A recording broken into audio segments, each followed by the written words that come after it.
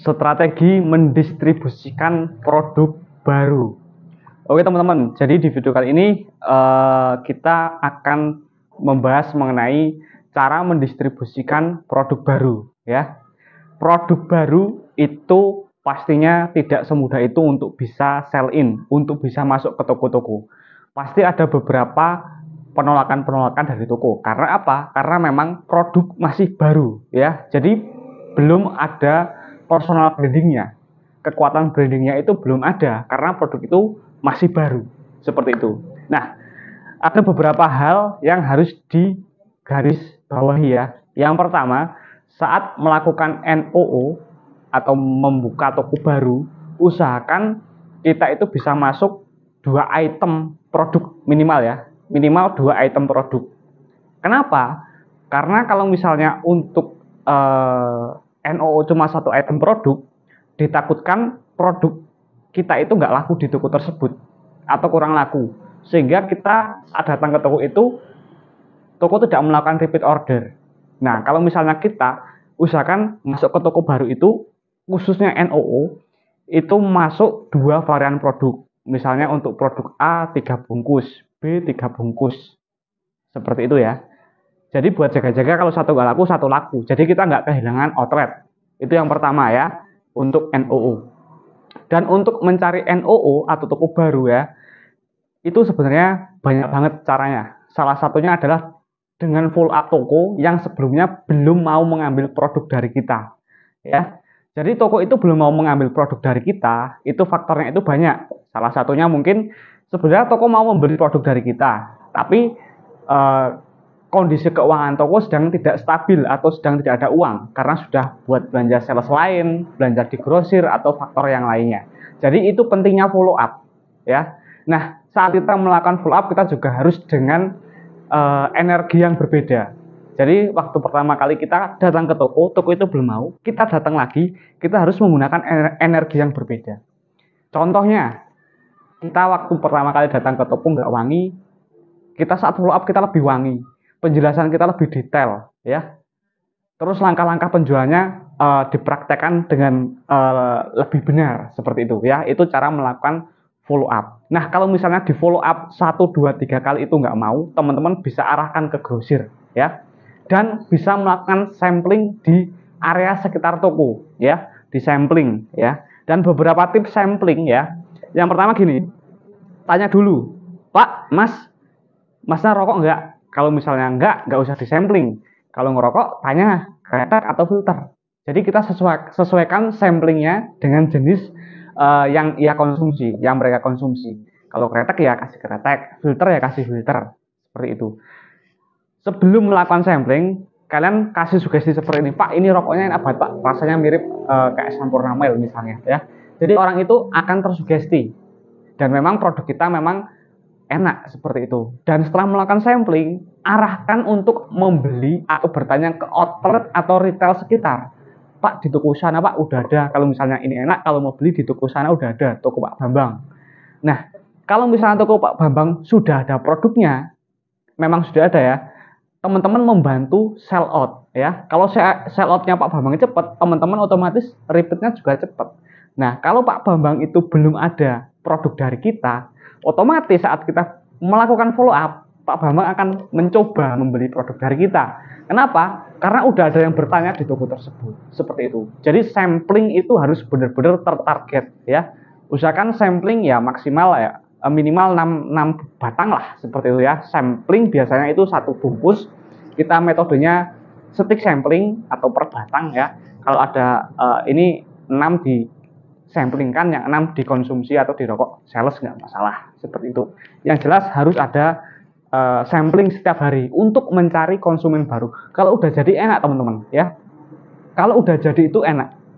Nah setelah itu setelah melakukan hal tersebut, otomatis penjualan pun akan meningkat. Nah terus berikutnya, itu tadi poin pertama ya, NOO usahakan masuk 2 item. Nggak apa-apa kalau misalnya nyoba 1 bungkus 1 bungkus, 2 bungkus 2 bungkus, nggak apa-apa teman-teman. Nah terus yang kedua, repeat order. Repeat order usahakan itu 1 slot ya. Jadi nanti akan ada beberapa jenis harga ya teman-teman. Untuk toko yang pengambilannya 3 bungkus atau di bawah 1 slop itu harganya beda ya. Beda dengan yang ambil 1 slop. Itu next kita akan terapkan sistem seperti itu. Kenapa? Karena untuk istilahnya itu mendorong pembelian yang lebih ya. Jadi teman-teman pun kejar targetnya juga enak seperti itu. Terus yang ketiga, grosir dan minimal order grosir. Jadi grosir itu minimal order 5 slop. Di bawah 5 slop itu dapat harga WS atau harga semi grosir ya. Misalnya harga kita itu grosir 76.000. Kalau kok ada grosir kita full up ngambil 2 slop kasih harga semi grosir.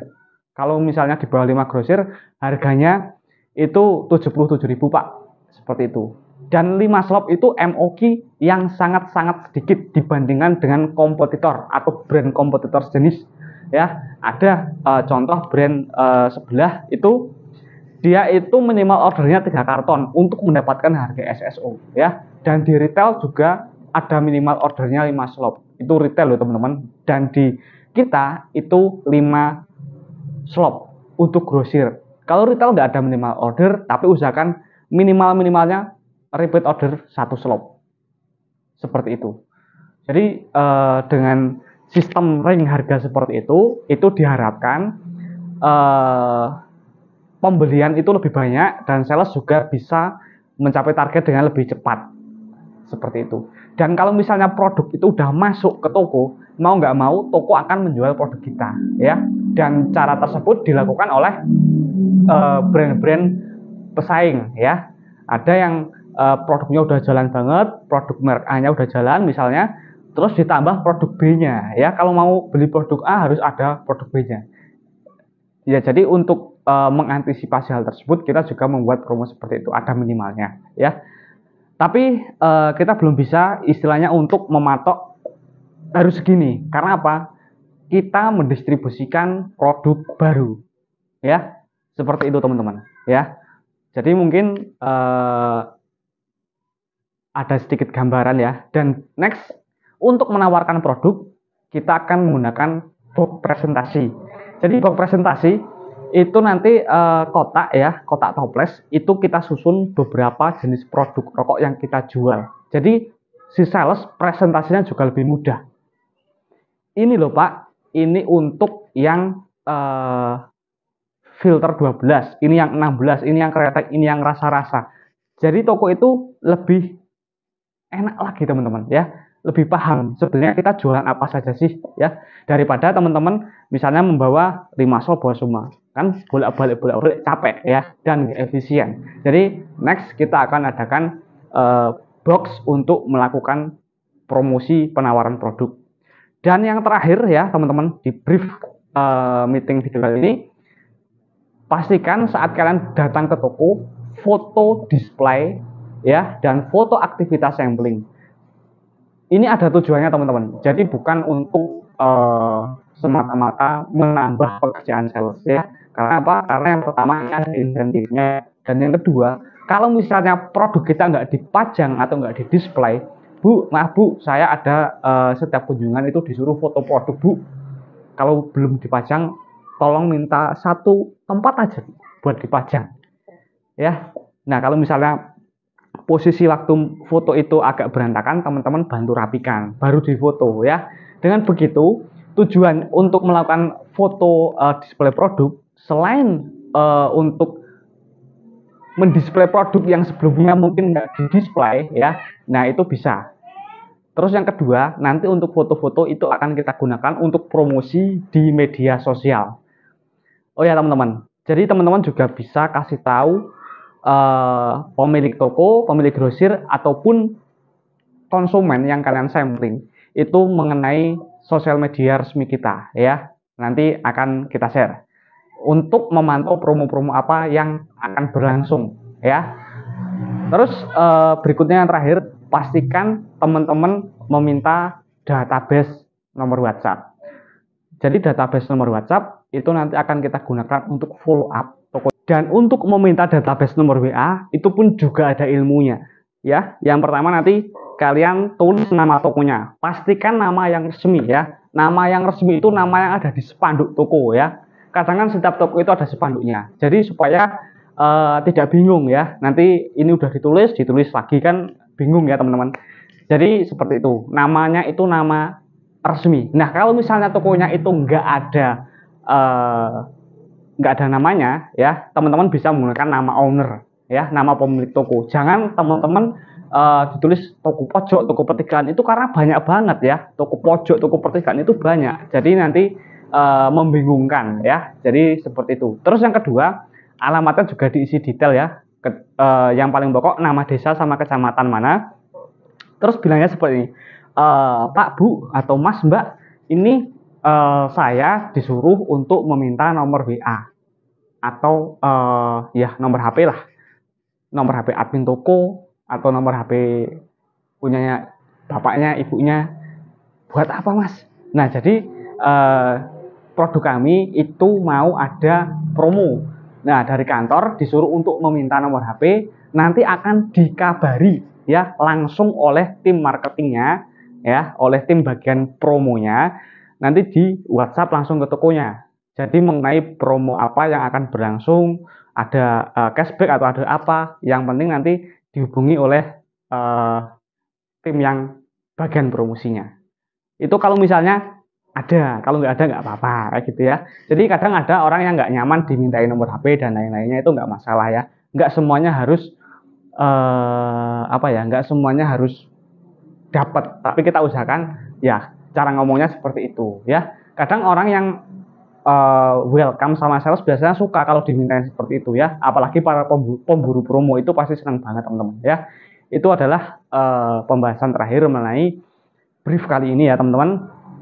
Jadi itu diusahakan bisa. Dan yang terakhir adalah penulisan hari pasaran ya. Hari pasaran itu juga harus segera dikumpulkan, karena hari pasaran itu nanti datanya akan kita olah ya. Entah itu nanti mau kita kasihkan ke SPG, SPB, ataupun nanti ke tim marketing lainnya ya.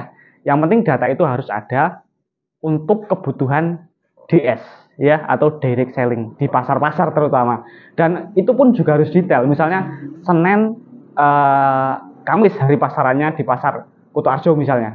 Nah, terus ini ada kota lain atau kecamatan lain Senin. Nah, kan kadang ada yang detail. Pasarannya cuma hari Senin Pon atau Senin Wage atau Jumat Kliwon. Nah, itu juga harus detail ya. Jadi jangan asal menulis, harus benar-benar teman-teman sales itu memastikan jadwal pasarannya itu fix dan benar seperti itu. Oke. Untuk materi-materi yang mungkin terlewatkan nanti akan saya tulis di deskripsi video ini ya. Inti-intinya apa aja nanti saya akan rangkum di deskripsi video ini. Oke, semoga teman-teman bisa ya untuk mengikuti arahan yang ada di video ini ya, supaya penjualan produk kita itu mengalami kenaikan yang signifikan. Terima kasih.